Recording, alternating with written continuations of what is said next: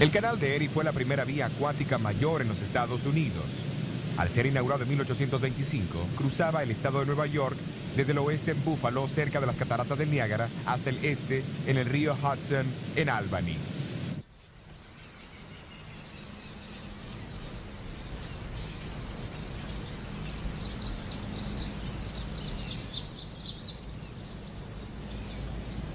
A una hora de viaje al este de Rochester se encuentra el pequeño pueblo de Puerto Gibson. Su localización cerca del canal lo hacía ser el punto principal para los envíos del área. También fue el hogar de un activo laico metodista, Hiram Edson, que en 1843 aceptó el mensaje del pronto regreso de Cristo enseñado por Guillermo Miller y sus asociados. Decenas de miles de otros en los Estados Unidos, seguidores de Miller de Puerto Gibson, esperaron fervorosamente por el día 22 de octubre de 1844, puesto que en ese día ellos creían que el Señor vendría para cumplir con la profecía de los 2300 años de Daniel 8:14. Al ver el brillo de la primera luz de la mañana del siguiente día sobre las aguas del canal, estos mismos creyentes fueron sobrecargados con chasco y desesperación. Y la sustancia de nuestra historia consiste en ver cómo ellos pudieron percibir, más allá de su propio error, la clara luz de Dios, guiando en tres distintas maneras.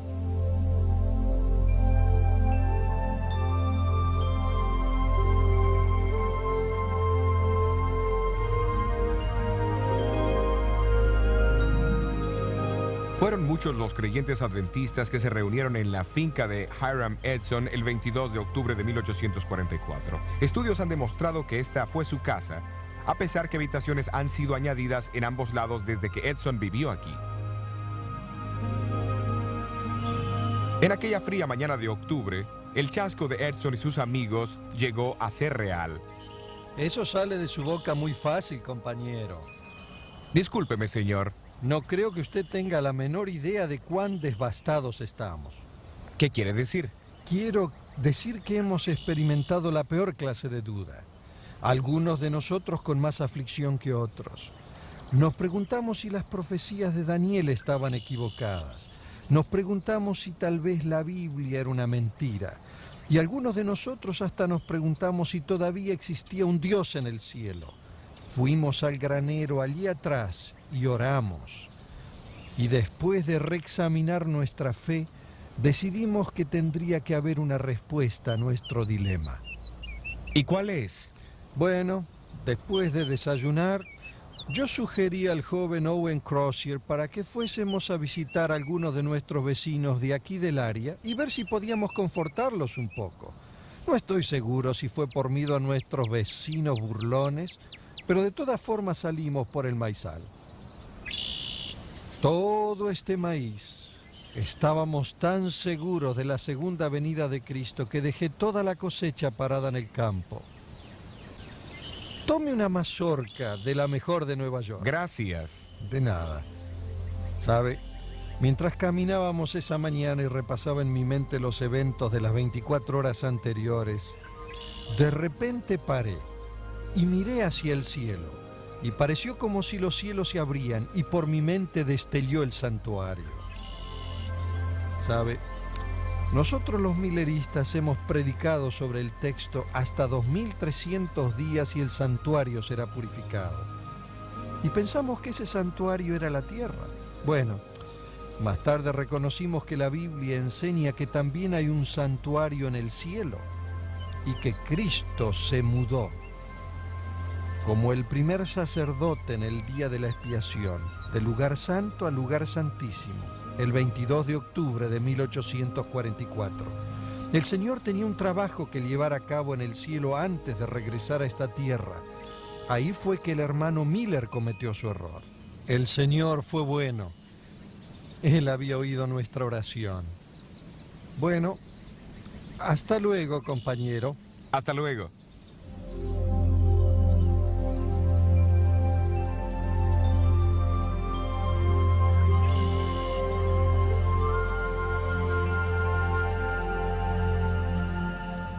En los meses que siguieron, Hiram Edson y sus asociados continuaron estudiando el tema del santuario y su purificación.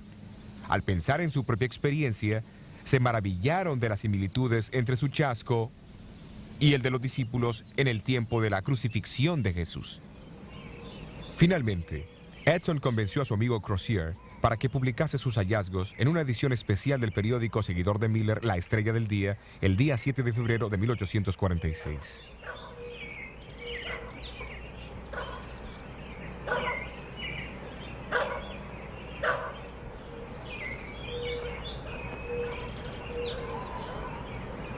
Pero mientras tanto, otro evento de gran significado ocurriría en Washington, Nueva Hampshire. 2 años antes, en 1844, una señora bautista del séptimo día había compartido su convicción, afirmando que debía observarse el séptimo día de la semana como el día de descanso.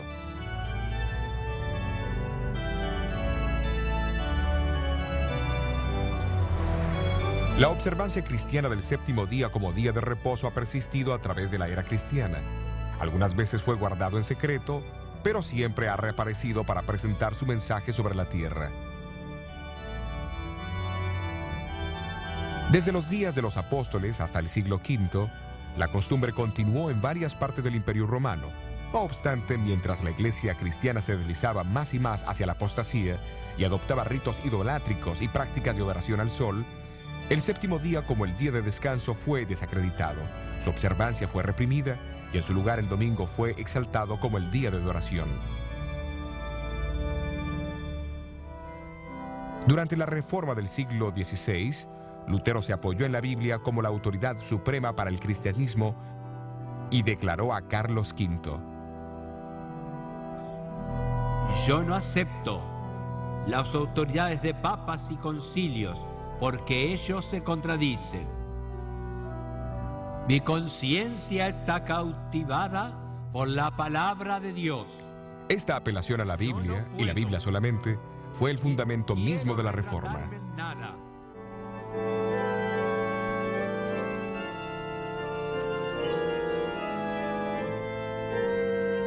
Mientras la Reforma continuaba, surgió un diálogo en la Iglesia con respecto al tema del domingo y el sábado. Los que guardaban el sábado afirmaban que no había ninguna prueba en la Biblia que apoyara la observancia del domingo. Como resultado, la observancia del séptimo día como el día de descanso se desparramó por Europa, incluyendo a Inglaterra.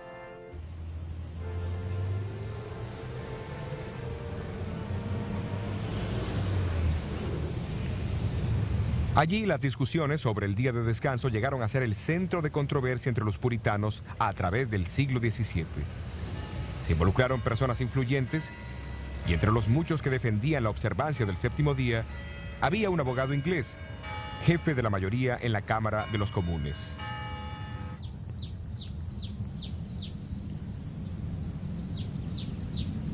A mediados de 1660, había muchas congregaciones en Inglaterra que guardaban el séptimo día.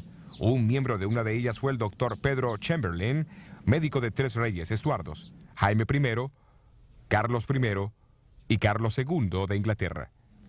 Un contemporáneo de Juan Bunyan, Chamberlain era un perspicaz estudioso de la Biblia. Estas palabras fueron grabadas en su tumba en el terreno de la iglesia de Woodham Mortimer, Essex.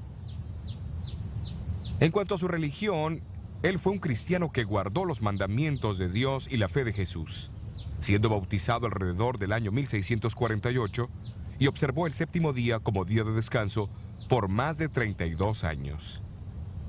Chamberlain fue miembro de la Iglesia Bautista del Séptimo Día, un pequeño grupo que se había separado de la Iglesia Bautista por sus convicciones con respecto al sábado a comienzos del siglo XVII.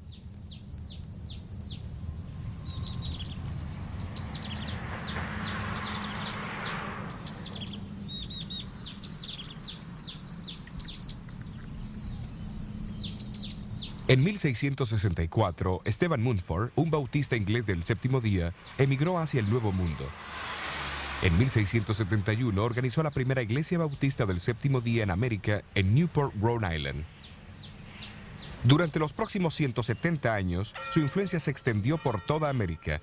Hasta 1843, los bautistas del séptimo día eran alrededor de 5.500. En ese año, la Asociación General Bautista votó una resolución muy significativa. Que el primer día del próximo noviembre sea guardado por nuestras iglesias como un día de ayuno y oración, para que el Dios Todopoderoso intervenga y reivindique su santo sábado.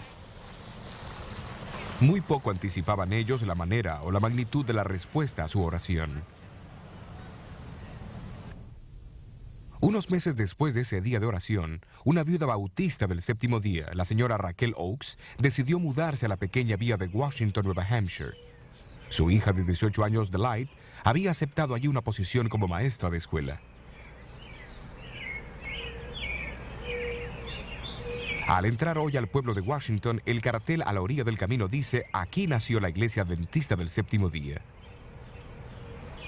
¿Qué pasó aquí para dar origen a tal título?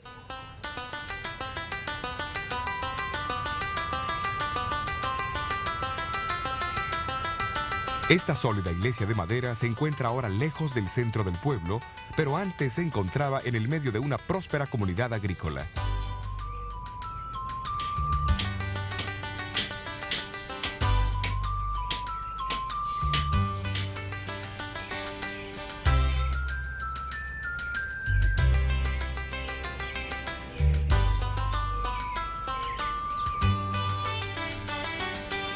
En 1844, Frederick Wheeler era el pastor metodista de esta iglesia.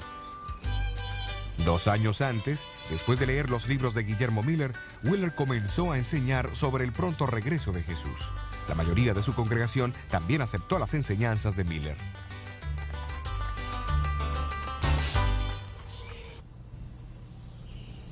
Un domingo por la mañana, Wheeler se encontraba detrás de este púlpito de la iglesia de Nueva Hampshire en el servicio de la Cena del Señor. Durante el sermón animó a la congregación a ser fieles en guardar todos los mandamientos de Dios. La señora Oakes, la bautista del séptimo día, que asistía a la reunión, apenas pudo contenerse. Cuando el pastor la visitó poco después, ella aprovechó la oportunidad. Pastor Wheeler, Hola, me alegro Raquel. de verlo. He esperado por este momento. Quiero hablarle sobre algo muy importante. ¿Cuál es el tema de hoy? Pase. Gracias, señor Oakes. Es un hermoso hogar.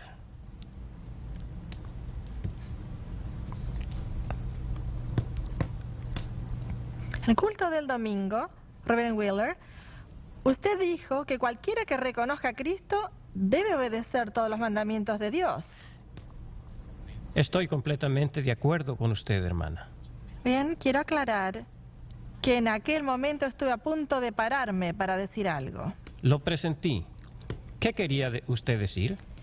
Quería decir que hubiera sido mejor que usted cubriera nuevamente la mesa de la Santa Cena hasta que usted mismo comenzara a guardar los mandamientos de Dios, incluyendo el cuarto.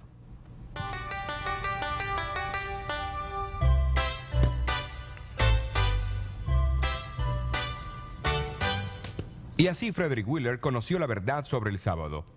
Poco después, él guardó su primer sábado. Predicó un sermón alusivo al sábado, y así llegó a ser el primer ministro adventista que guardó el séptimo día. No mucho tiempo después del gran chasco, Guillermo Farnsworth, que en ese entonces estaba llegando a los 40 años, se levantó de la banca de la familia Farnsworth durante el culto y también declaró su intención de guardar el sábado. Luego lo siguió su hermano menor, Cyrus, que tenía sus 20 años de edad, su propia esposa, su padre y otros. Viéndose forzados a abandonar su congregación, estos primeros guardadores del sábado se reunían en la espaciosa casa de los Farnsworth, no muy lejos de allí. No fue hasta años más tarde que adquirieron en propiedad esta iglesia. Contiguo a la iglesia se encuentra el cementerio donde yacen muchos de estos primeros guardadores del séptimo día, sábado.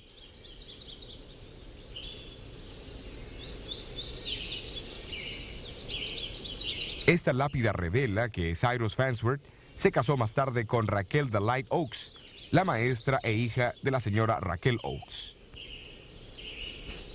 Poco tiempo después que Wheeler comenzó a guardar el sábado, un segundo ministro seguidor de Miller, Thomas Preble, se unió a él.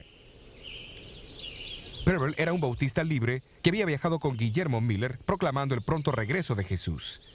Llegó a ser el primer adventista del séptimo día en defender el séptimo día sábado en forma escrita, en un artículo que publicó en febrero de 1845.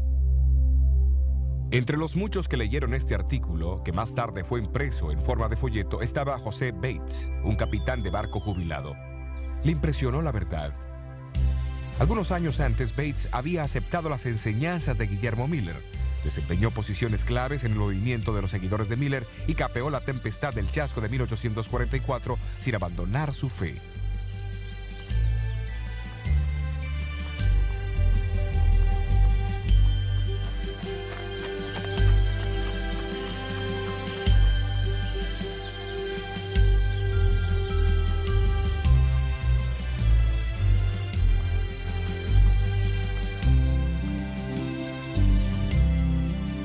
Al oír sobre el grupo que guardaba el sábado en Washington, viajó hacia allá, pero en el camino se encontró con Frederick Wheeler en su hacienda de Hillsborough.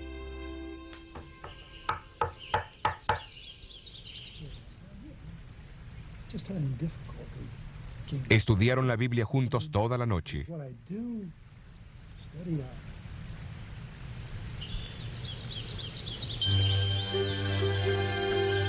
A la mañana siguiente, ambos siguieron hacia Washington a la casa de Cyrus Farnsworth.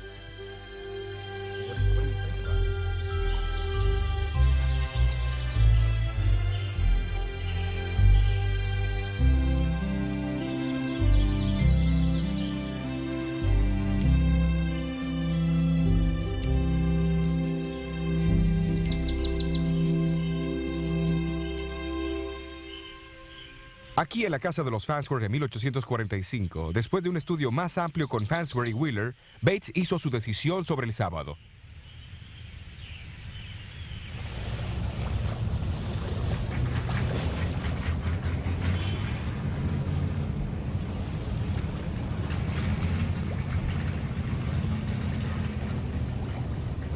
Al regresar Bates a su casa, estaba cruzando el puente entre Fairhaven y Nueva Bedford, Massachusetts. Hoy solo resta el acceso al puente. En el puente, Bates se encontró con un viejo amigo, Jaime Madison Monroe Hall, que le preguntó: ¿qué hay de nuevo, Capitán Bates? La nueva es que el séptimo día es el sábado del Señor nuestro Dios. Y Bates dedicó el resto de su vida a la proclamación de esta nueva. En agosto de 1846, Bates publicó su propio folleto, El séptimo día sábado, una señal perpetua. Su contenido demostraba una herencia espiritual recibida no solamente de los bautistas del séptimo día, sino también de los puritanos ingleses y de otros antes de ellos. Contenía también una idea importante que proclamaba el significado profético del desarrollo de la Iglesia Adventista del séptimo día.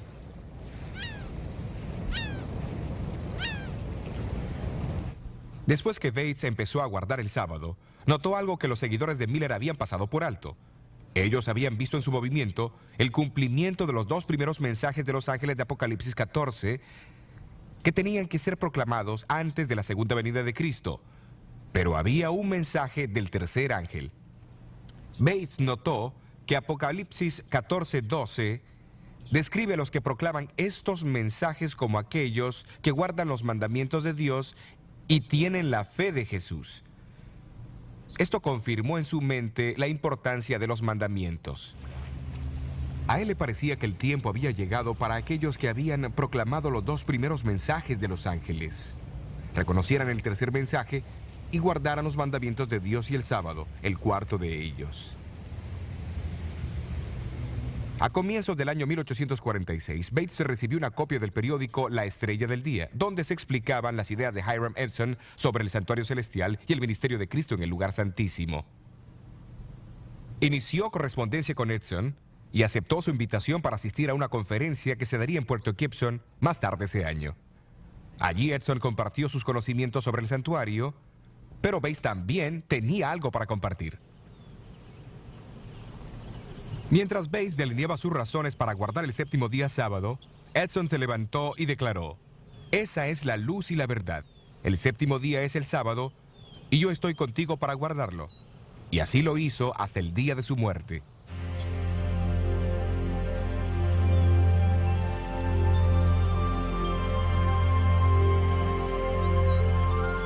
Pero la conversación que tuvo con los líderes de Puerto Gibson, Bates también comenzó a ver una conexión entre el sábado y el ministerio de Cristo en el lugar santísimo del santuario celestial.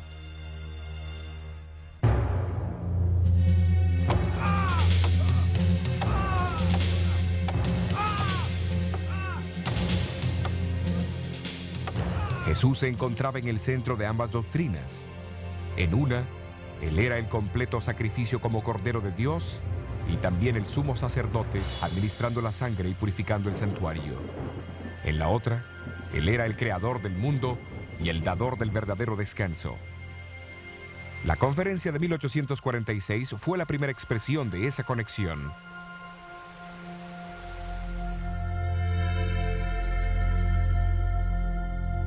En esta conferencia, Bates escuchó con gran interés las ideas de Edson sobre el santuario celestial. Él sabía que la Biblia decía que el arca del pacto se encontraba en el segundo compartimiento del santuario y que adentro del arca estaban los 10 mandamientos. Luego, con mucho interés, leyó Apocalipsis 11:18, donde habla de los días finales de la historia del mundo, cuando las naciones se llenarían de ira y llegaría el tiempo para el último juicio del mundo. Pero entonces, en el siguiente versículo leyó que en ese mismo tiempo el templo de Dios, o el santuario celestial, se abriría y el arca de su testimonio fue vista en su templo. Bates razonó que si el ministerio de Jesús en el lugar santísimo era ahora el foco de atención, entonces el arca, su ley y el séptimo día sábado que esa ley señalaba, también cobraba nueva importancia. El cumplimiento de la profecía de los 2300 años en 1844 había por consiguiente atraído la atención hacia el santuario celestial de una manera que jamás se había visto.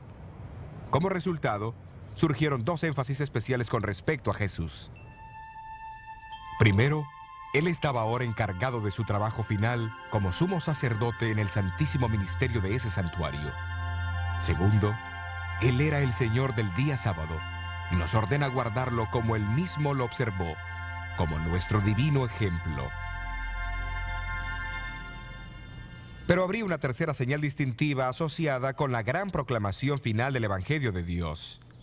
La misma también tendría que ser parte de Jesús, pues en Apocalipsis 12:17 se le identifica como el testimonio de Jesús. ¿Pero qué significa esto?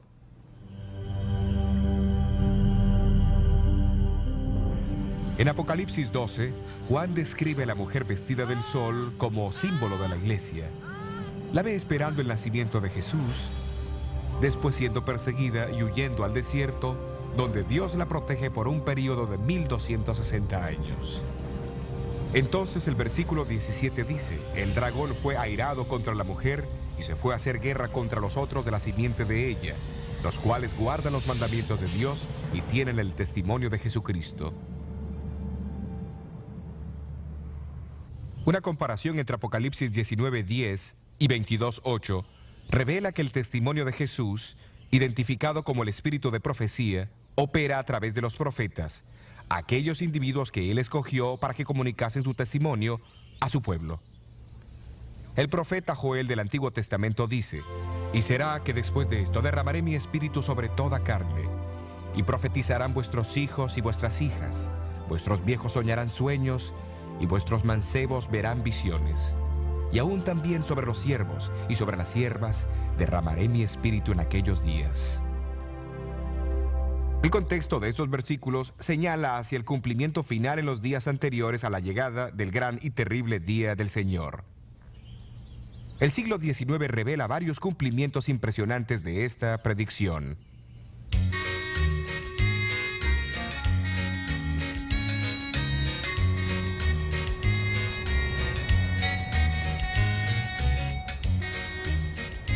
A fines de 1830, un joven americano de color que se había convertido a los 17 años se mudó aquí a Boston, Massachusetts, para prepararse para el ministerio. Su nombre era Guillermo Foy. En 1842, Foy recibió 2 visiones impresionantes. Más tarde publicó una descripción en un folleto titulado La experiencia cristiana de Guillermo E. Foy, junto con las 2 visiones que recibió en los meses de enero y febrero de 1842.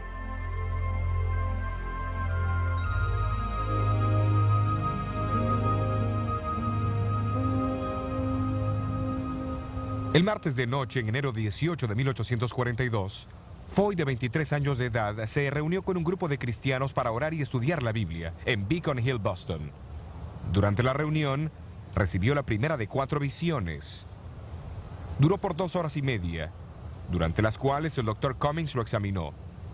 Y citó sus palabras: no hay ningún indicio de vida, con excepción en el área del corazón. En su visión, Foy presenció la recompensa dada a los justos en la segunda venida y le fue mostrada la incomparable belleza del cielo. Él vaciló en compartir sus visiones, pues sabía del prejuicio que existía en contra de los negros. Pero menos de 3 semanas más tarde, tuvo otra visión mientras se encontraba en una iglesia llena de gente. Esta visión, que duró 12 horas y media, reveló las escenas del gran día del juicio. Es con una profunda tristeza que debo juzgar tu vida en este momento. Siendo niño, fuiste afortunado de tener padres que temían y amaban a Dios. Mientras las escenas pasaban por su mente, él vio que ni la profesión, ni la política, ni la posición pueden salvar. Solamente una relación con Cristo. En realidad, si su visión sobre el juicio previo al advenimiento hubiese sido notada, tal vez el gran chasco habría sido menos duro, sino del todo evitado, 2 años más tarde.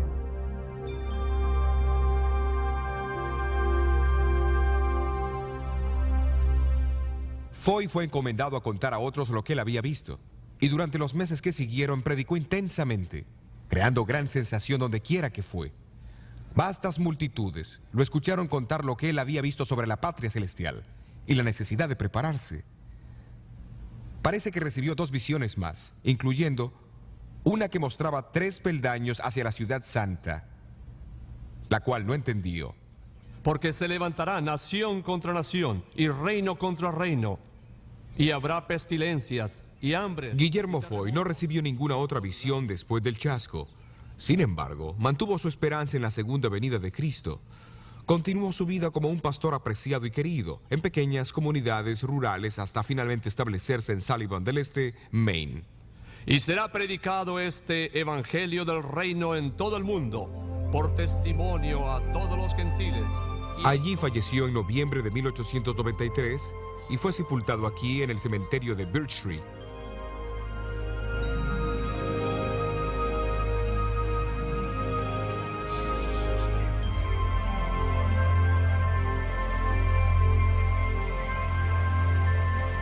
Poco después del gran chasco, Dios dio el don profético a otro, Hazen Foss, que vivía en Pollen, Maine.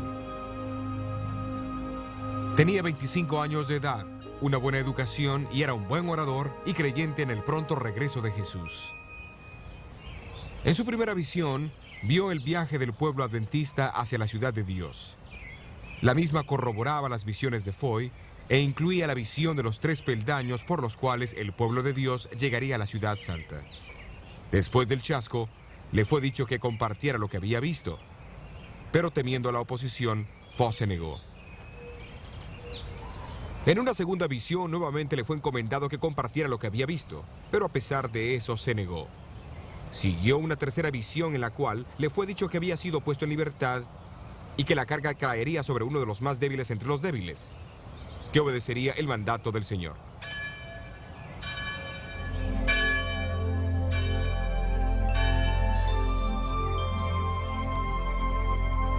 Unas semanas más tarde, Foss se paró del lado de afuera de una pequeña capilla para escuchar una historia milagrosa. Le pidieron que entrara a la reunión, pero él se negó. El maná, las almendras, los higos, las granadas y las uvas y el otro fruto. Le pedí a Jesús que me dejara comer de ellos, y él dijo, ahora no. Aquellos que comen de este fruto no regresan a la tierra. Tú debes regresar y contar a otros lo que Dios te ha revelado. Entonces un ángel me trajo rápidamente de vuelta. Lo que él oyó fue una narración de una visión casi idéntica a la que él había recibido. ¿A quién fue Foss que vio aquella noche? Su nombre era Elena Harmon, una joven de 17 años de edad afectada por la tuberculosis que corría el riesgo de morir. Ella apenas podía hablar con susurros y a menudo la tos y su pulmón sangrante la despertaban de su sueño. Sin embargo, Dios tomó a esta más débil entre los débiles y la llamó para dar el testimonio de Jesús a su pueblo. Impelida por el Espíritu de Dios, tendría que obedecer ese testimonio por los próximos 70 años. La explicación del santuario, la verdad del séptimo día sábado y la moderna manifestación del espíritu de profecía. Estas tres revelaciones claves ayudaron a guiar a muchos a través del chasco de 1844. Y la última de estas revelaciones, a través de la persona Elena Goldwhite, continuaría actuando como una brújula para este inexperto grupo de creyentes en el siglo XX. En el próximo tema continuaremos con la historia de Elena White.